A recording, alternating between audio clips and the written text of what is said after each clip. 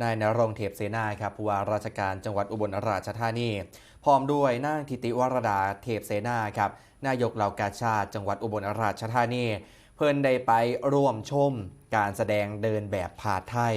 โดยกลุ่มพัฒนาสตรีอำเภอเขมราชเพื่อส่งเสริมและกะสนับสนุนบทบาทสตรีในการพัฒนาชุมชน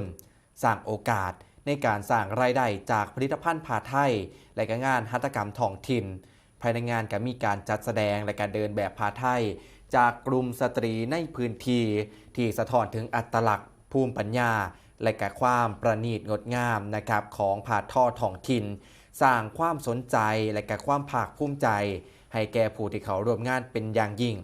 กิจกรรมดังกล่าวครับนับว่าเป็นอีกหนึ่งเวทีสำคัญในการส่งเสริมเศรษฐกิจฐานรากและก็ควบคู่ไปกับการอนุรักษ์สืบสานมรดกทางวัฒนธรรมของท้องถิ่นให้คงอยู่ต่อไปครับ